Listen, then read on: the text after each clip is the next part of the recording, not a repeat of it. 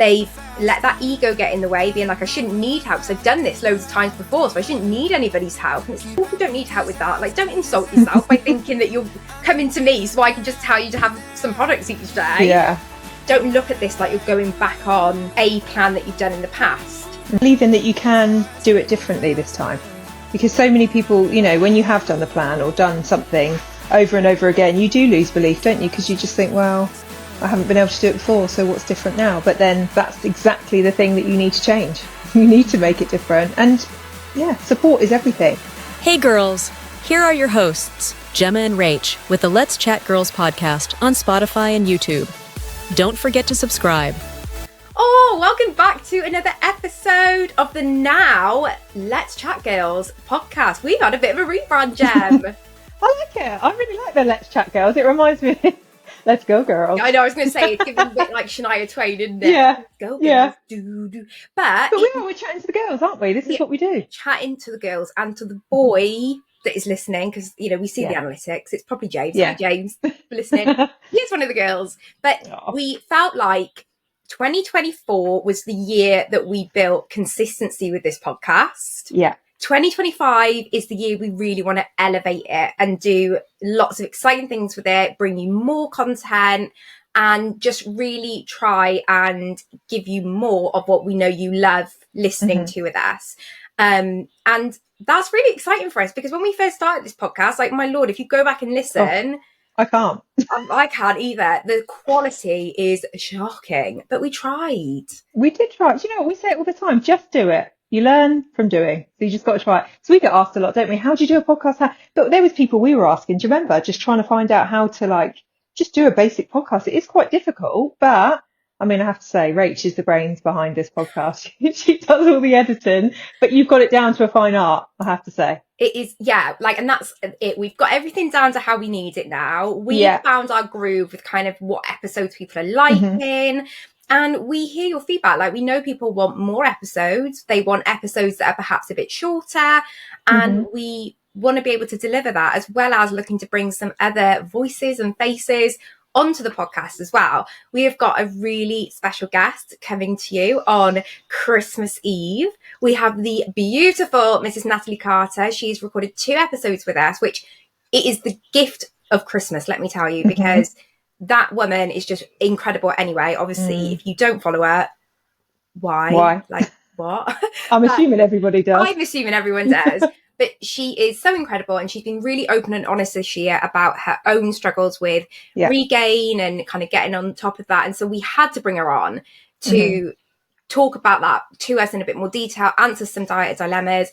And so we've got 2 really special episodes coming out on Christmas Eve. There will be part 1.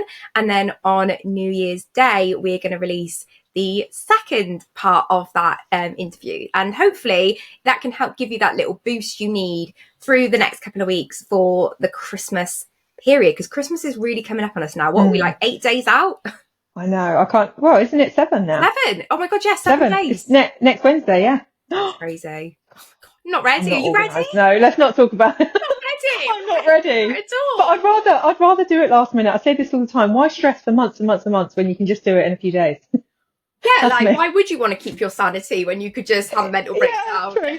Yeah, but I'm all right. I'm doing all right. I've got it all. I just need to wrap it. I hate that bit. Oh, I do like rapping. I'm not gonna lie, I do like it, but I'm used to being able to rap quite in a relaxed environment. You know, kids in bed, or there was no kid, and now it's changed now. Oh yeah, no, it's a different kettle of fish now. It's not as enjoyable, but we haven't got as many hours to get it done now, have we? We haven't. So you've got to be quite quick with it, like quite rushed. But it's a week away, which is mental. And I know loads of people are stressing about Christmas being a week away, but deliberately, we didn't want this episode to be us coming on just talking about how to stick to plan over Christmas, we've done so many episodes now talking about practical things when it comes to like your weight loss. So we are going to answer some questions today, which are more kind of about planning through to the new year.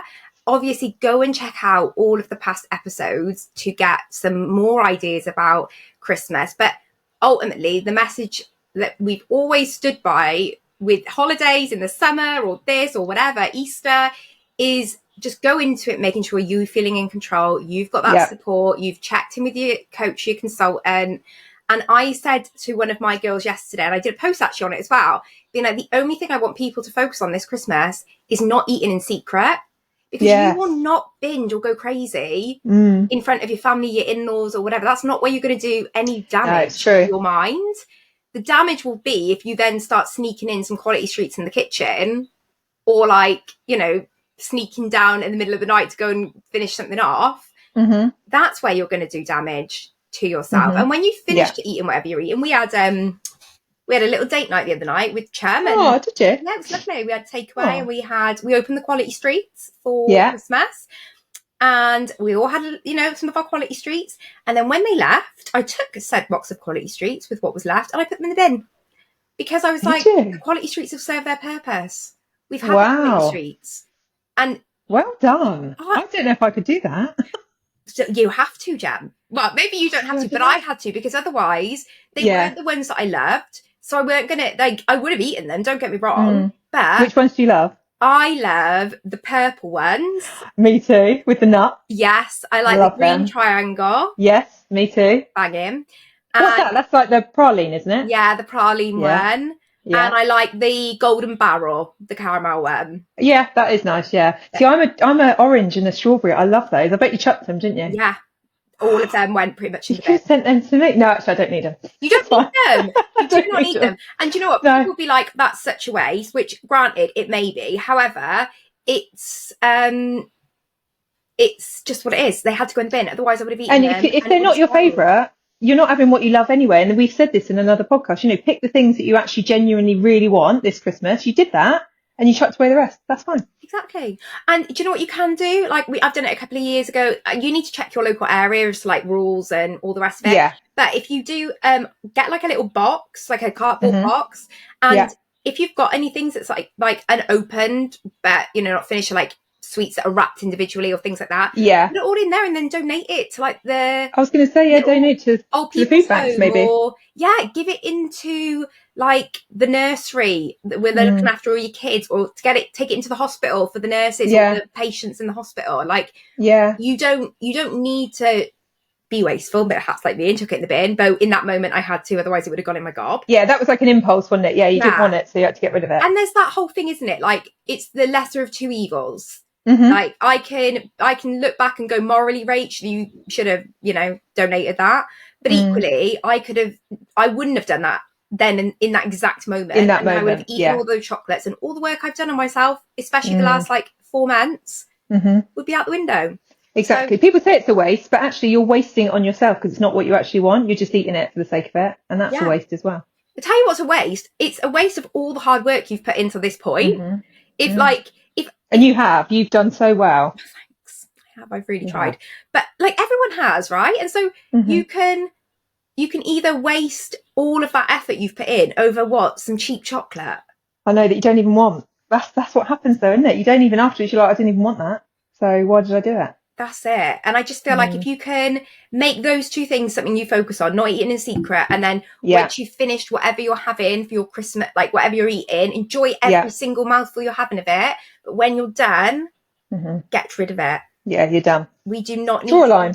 Draw a big, big line. We do not need to be having... We know what happens, right? We're all going to panic buy this week more stuff. We're going to have too much. And then it's going to be the 5th of January and people are going to be like, I've still got 4 boxes. That's what happens. People buy too much, don't they? I haven't had yet any Christmas treats. Apart from when we've been out. So I had churros and a hot dog the other day at the Christmas light trail, which was amazing. But like at home, I haven't had any different. You know, we've just carried on as normal. The kids have had their advent calendars, but nothing extra yet. You know, the mince pies and stuff starts next week for me. And the pate. I can't wait. Pate cheese. Not gonna lie, the mince pies and that have started for me. But you know what? And we won't go too much into it because we touched on it a lot with Nat in our episode. Yeah, we do, yeah. We obviously, like I say, we'll be out on Tuesday. But I do feel like there's been such a different approach for me and Jamie this year because we have...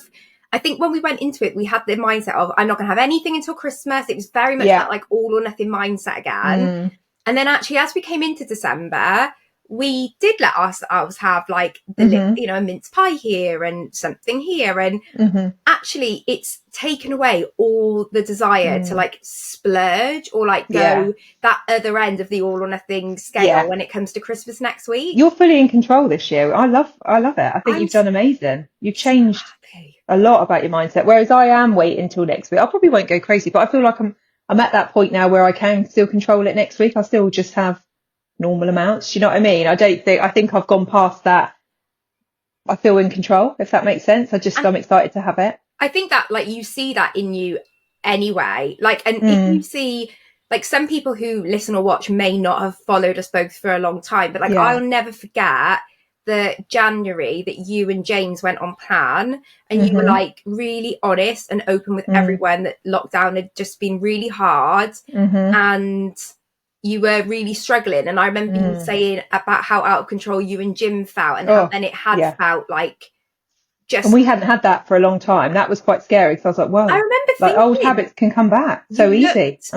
Really like, almost scared. Like that's not an exaggeration to say. Well, yeah, definitely I was, because I was like, what's happening? I've, prided myself for so long that felt like I'd cracked it, and then suddenly I hadn't. And then I had to kind of think about it. And, lockdown was a very strange thing to happen. It's like out of the ordinary, isn't it? It wasn't something, our whole routine changed. Jim was obviously at home more. But we were like loving life for a little bit, with the drinking in the garden. That's what kind of started it for us. But then it spiraled downhill really quickly. And it's like, oh my God, that can actually happen at any point in your life. And that's what Nat's talking about, isn't it? Basically in the episode of how you can go back to those habits. It does happen. But it's being honest about it. And that's what we wanted to do. We both struggled. James struggled a bit. And I was like, come on, let's just tell people. Because otherwise it's eating you up inside, isn't it? Because you feel, I felt like a fraud. I felt like I'd failed. And I was like, I need to talk about it. That really helped me doing that YouTube.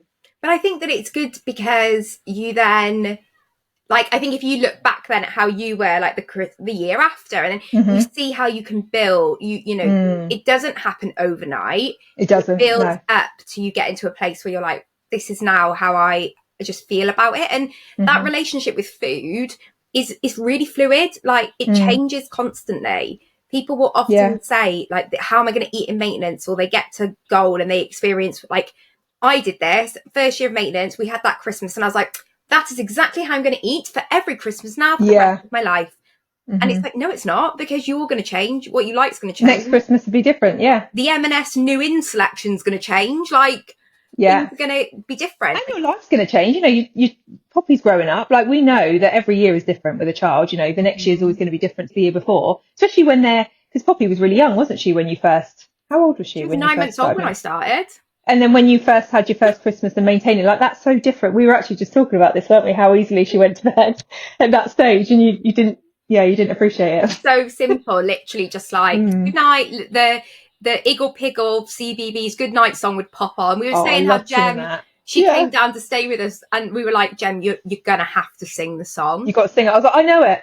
She was good, fine. And she can sing. Me and Jamie, voices are awful, but Jem, you added in some beautiful harmony that day. It was she went to bed so you were like, honestly, she sleeps like, she can be a bit of a nightmare in the day. You're like, but she sleeps at night, and that's all we need.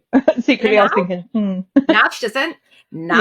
She's nightmare in the day and she doesn't sleep. So I'm very interested to see how it goes on Christmas Eve, because I don't know. We're either going to be up at 1:30 in the morning, seeing if Santa's been, or she won't want to go downstairs. Oh God. Hopefully she'll be all right. You just don't know, do you, until the day. You just have to roll with it. No, and that's it. You've just got to be like, bleh. And it is kind of like that with food. There's so many things about my weight loss journey when people ask me, and I refer back to parenting, because I'm like, do you know what? When you're a parent, you never expect yourself to be perfect. You very quickly learn that nothing is going to go the way it went on TV, in the book, in the class. Definitely. And we accept it. So we need to do that a bit more when it comes to weight loss and weight management. But also you realise that no two things are the same, no 2 days, and you've always got to expect the unexpected. So you could have the most solid, perfect plan ever for the next week, 10 days. And that, that could go as you've planned it, which would be great. But it could also throw you a spanner. And I think it's having that the ability to flex and pivot as you need to. I think it's less about knowing the exact, what am I going to eat? What am I going to do? And instead having more broader safety nets. Like, okay, if I feel like my mind is being horrible to me, or it's starting to like warp it, what am I going to do to flip that? You know, what are the early warning signs that perhaps I'm starting to go down a path where I'm going to hit the like button that means I just eat whatever in sight? Where do I need to have these little markers? And the other thing I said yesterday, I was on fire on my calls yesterday. I'm not going to lie to that. I came off it and went to Jamie. You're like, I'm good at my job. Oh, I love that. I bet Jamie listens though. And I bet, because I remember when I used to be face to face here, and Jim used to hide upstairs, bless him. And he'd come down and be like, God, you're really good. I was like, thanks. We were talking about products, right? Yeah. And how we view products. And because for me, the big thing with all of my clients at the minute is I want you to go into this period with the actual goal being nothing to do with weight and all to do with how do I protect my mind so that come Christmas being done, I can just move forward in a really neutral almost place of not being like, right now I'm going to hit it hard with plan because I've enjoyed Christmas. So then we're being like, okay, plan's the penance I pay for enjoying food. You're also subconsciously putting this really negative view on enjoying food with family and loved ones at Christmas, which is exactly what it's meant to be there for.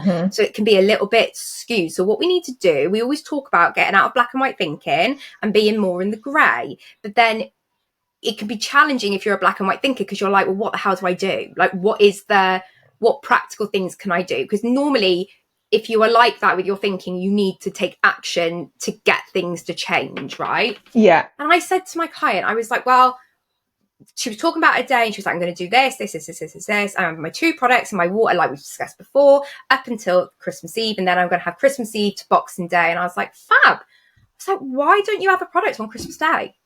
And she was like, what do you mean? And I was like, well, I will.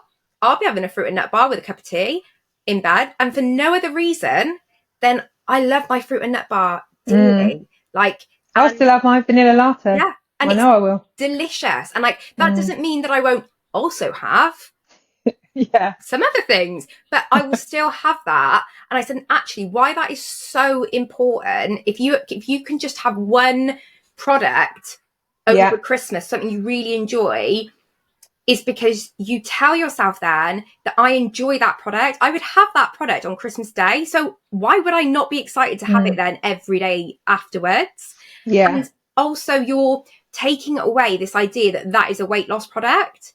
That is, it's not a weight loss product. They are not. Yeah, I don't use them for that anymore at all. Yeah. They're meal replacement products. They are just very well balanced, very delicious, very nutritious. I was going to say, we're lucky. They are nice. They are good. Nice. So why wouldn't you have them? And then it was interesting because we got into that conversation of, but if I'm not being 100% on plan, it's a waste. Don't want to waste the products. I hear that a lot. Products, blah, blah, blah. And I was like, okay, so say, for example, you ate everything in the house, right? You would go and have more chocolate over a bar because the bar would be wasted. Yeah. Even though, 1, the bar's delicious, so I'd enjoy it. 2, it's got a third of my daily nutrition, so it's really good. And it's completely well balanced. It's going to help stabilize my blood sugars. Just one product in a day is going to have such amazing benefits for me.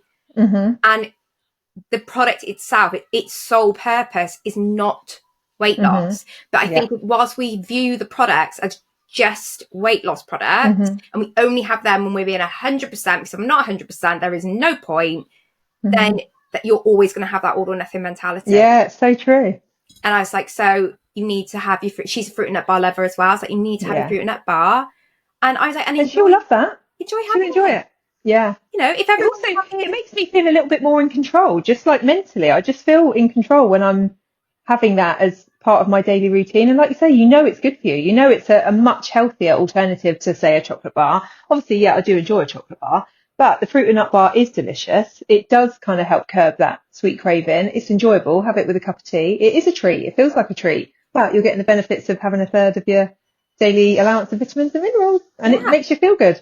And it's like, and like I said, I was very guilty of doing that before. Like in days gone by, I would very much have been of that thought. We were even talking about, do you know, like if you've done other diets in the past, or maybe you're on a bit of a higher step, and say you've had like a bit of a not great day of eating, and she's like, even then, if I thought to myself, I want an apple, I wouldn't have the apple, because I would think to myself, I need to save that for a good day. Good day, yeah. God, that is such a thing, yeah. Why would I ever think, if I want to eat it, eat it? But that is disordered eating, isn't it? Over like being in the diet cycle. That is what it is. That is literally keeping you stuck in there. So I feel like if that is something that you listen to and you resonate with, make these the things that you make focuses over this next week. Not what am I eating this day? How much am I eating this day? Like, make the behaviors something that is the big focus. Yeah. Because we go on and on and on about how, if you know, when you're on a big weight loss journey, even on a small weight loss journey, or you're working on emotional eating, your relationship with food has to unequivocally change in all areas of your life forever, which I think we all hear as, I need to eat differently forever, because that is, and it's like, no, I never said you had to eat differently. I said your behaviors with food, the thoughts you have with food, we need to work on changing them. Very little of that is to actually do about what you've put on your plate on Christmas Day. Yeah, so true. Much more to do with the environment you're eating in, the way you're speaking to yourself when you're enjoying it. All of those things are what's going to make a big difference. It's how you're speaking to yourself, I feel like, is the big one for me. I had to really change the language. But then that is the beauty of having, I guess, your consultant to talk to, because eventually, subconsciously, that changes just from, you know, learning along the way with us. We're still learning, and I learn from talking to you, you know, and Nat and everybody else in the community. It's just something that just takes a long time, but you just need to be willing to kind of accept it. 100%. It just is going to take, you have to embark on it as a journey. It's something that there is no fixed end point. There's not a point that you get to and you're like, done, dusty, don't have to think about it anymore. It's that I would say the point at which you can think like, I've done it, is actually just when you've started doing it. Yeah. And from there, it's going to be a continuation of change and evolving and new tools and different strategies and, you know, all of these things to really help you. And again, that all or nothing mentality is going to be the one that tells us, I like need to like be on, be off, have this, have that, whatever it is. And we need to end that. I did, not like me to plug on this podcast is what I'm going to say.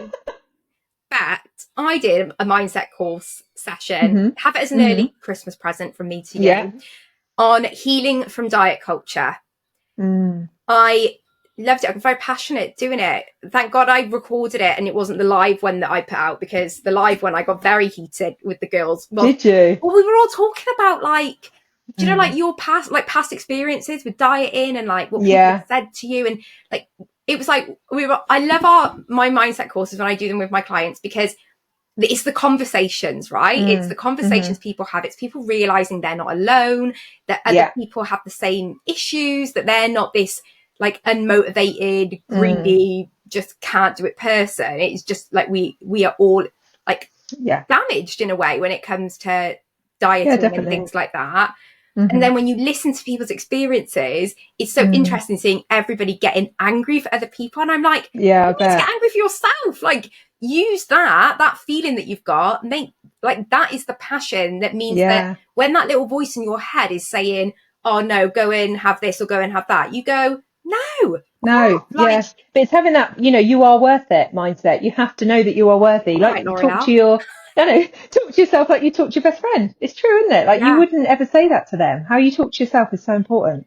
But also, if you knew, like if your friend was saying to you like that was how they felt, and that, you know, they had those urges in their mind, you'd be like, well, you need to tell that, boys, blah blah blah blah blah. Like, you know, exactly. Ignore that. Like, you think that because of X, Y, and Z. Like, all of this that has happened has made you think that. And yeah, you're right. You need to turn that around and be your own best friend in those moments. Yeah. And like be annoyed with like the damaging side of things that a lot of us kind of went through, especially in like the 2000s. My gosh, that was like the most toxic time ever.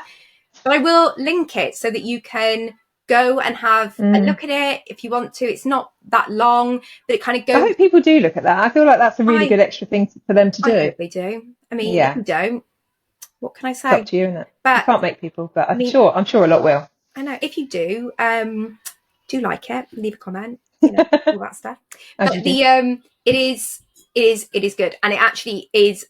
If you're a bit of a nerd like me, then it does go through like the actual history of like the diet industry, where it kind of started, how it's kind of progressed. And I think understanding these things can really help you understand yourself and the way your mind is conditioned to think about these kind of things, and remove some of that self-criticism to see that actually there is no wonder that I think like this, because look at all of this here. So we will share that so you can have a little look at it, and then really use that along with just everything that you've done this year, not on the scales, but just in yourself. Like even just listening to our podcast, like that is working on your mind. Like that is a big that's what we're here to do, isn't it, along the way? 100%. So what we will do, because this is our last recording before Christmas, we will answer a couple of questions, a couple of diet dilemmas. So Gem, I'm coming to you. Hi Gem and Rach. New Year's resolutions feel super overwhelming. I've failed so many times. How can I set a realistic goal for my weight loss that will actually stick? See, this is just what we talk about all the time. I'm thinking from that she's got like a specific weight goal for next year. Like you can kind of, I mean, we might be wrong. If we're wrong, apologies. Yeah, it might be, but you can kind of tell by the language normally that you have got a weight in your head that is going to fix a lot of problems. And you've got to do it next year. You're not going to do it now. You're going to do it next year, and you're going to be 100% from January the 1st. And that's the mindset that I used to have. But actually, again, you've got to look at this. You have to look at it long term. That's what we've got to do. You've got to, maybe if she's done it many times in the past, I don't know. This is just what I'm assuming from that message. This time has to be different. We say this all the time. You have to work on your mindset. It's not just about sticking to plan like you did before. So I hear that a lot. I know I can do it. I've done it before.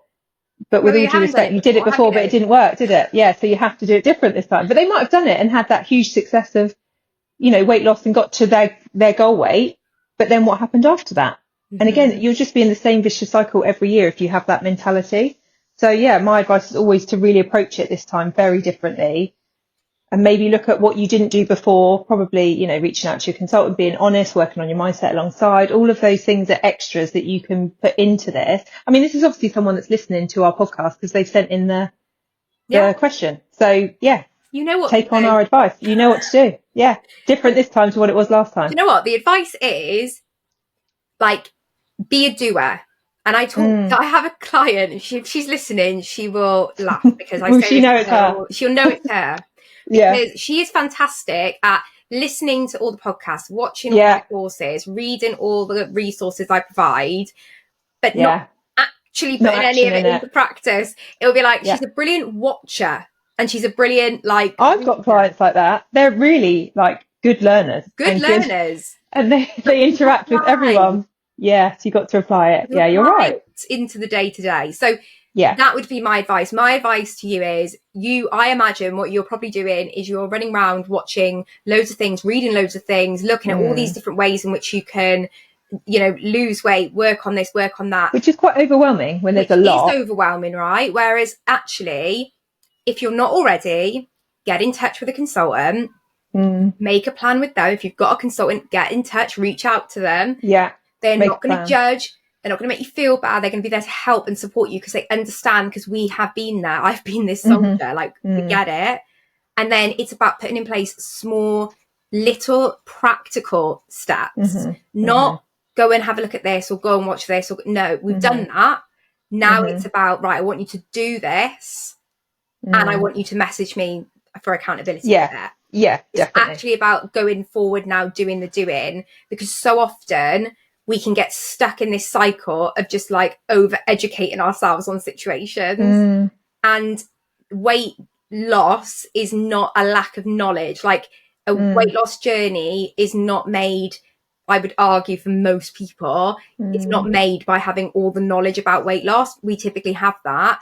You hear that, don't you? A lot. I know how to do it. Yeah, of course we do. I know what I need to do. Just got to do it. Yeah. We should have like honorary doctorates in implementation, right? Yeah. But the problem is we can know how to do something, but it's, have I been able to find a way to apply this to my day? And if you haven't, well, you don't need to keep learning stuff. There's not some magical, we're always seeking this magical, like penny drop moment where it's like, yes, that's what's going to work for me.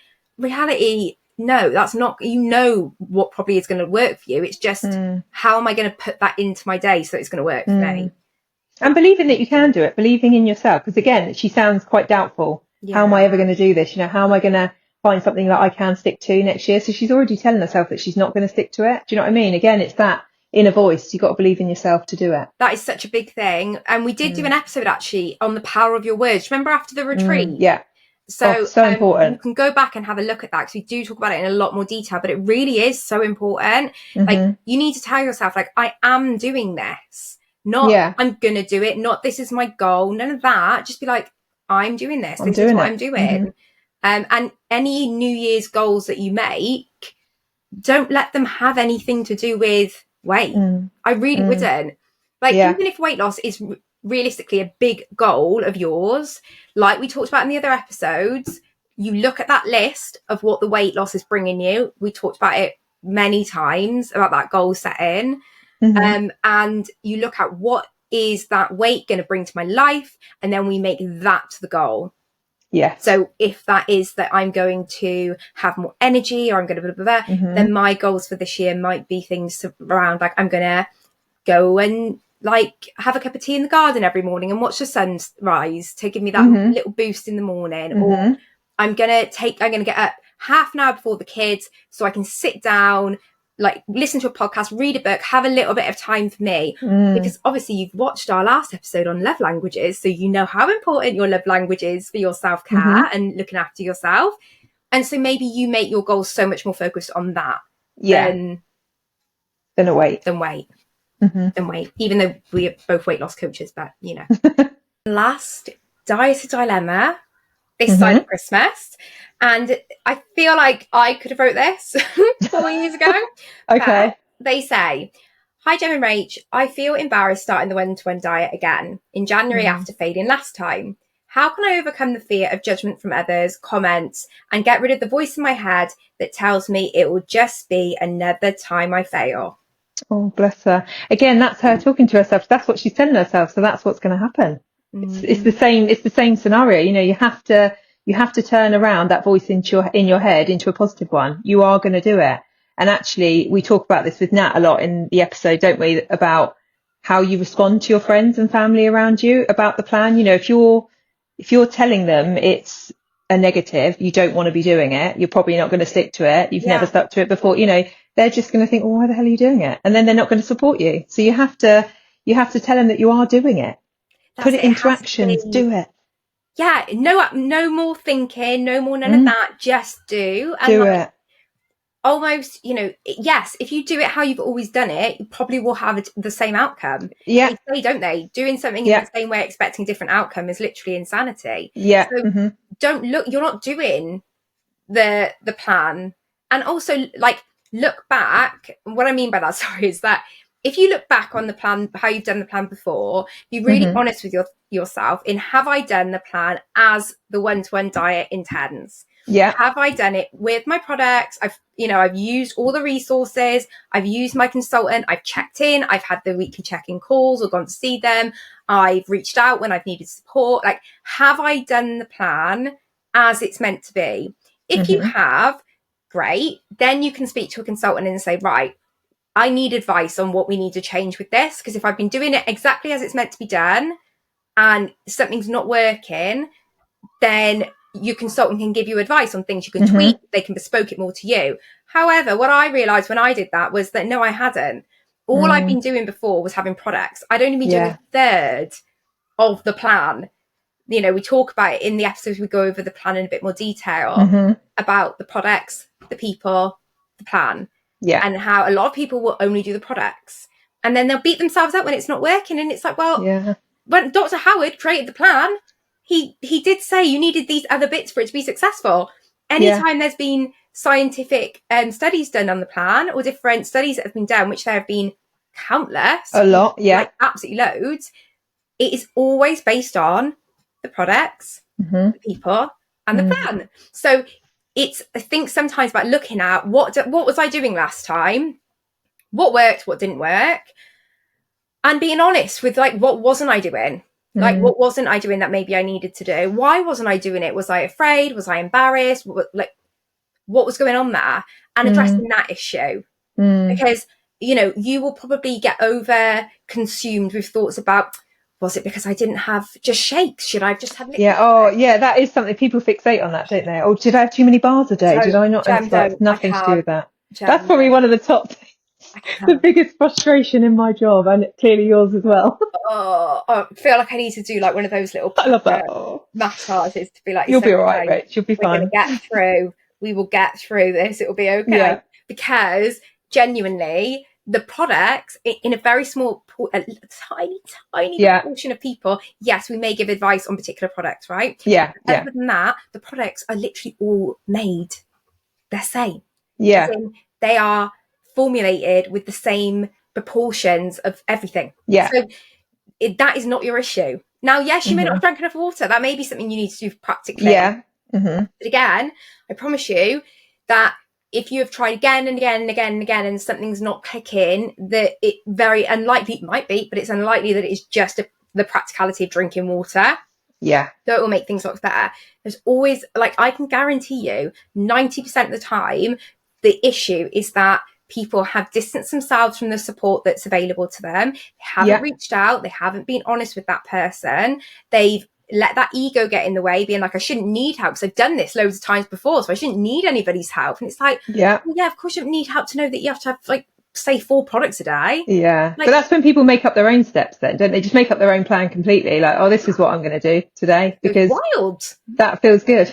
It feels comfortable. So that's what I'm going to do. Also, like, you don't have a consultant. Like, my job is not just to be there and say, you have 4 products a day. Like, I reckon a toddler could probably follow those instructions. Yeah. You don't need help with that. Like, don't insult yourself by thinking that you're coming to me so I can just tell you to have some products each day. Yeah, exactly. It's the massive side of it that you normally don't tap into to begin with, which is that support and working on all those other things. That is so important. So I just encourage you, like, don't look at this like you're going back on a plan that you've done in the past. And like you said, Jem, like, really focus on how you're speaking to yourself. It's how you're telling yourself and believing that you can do it differently this time.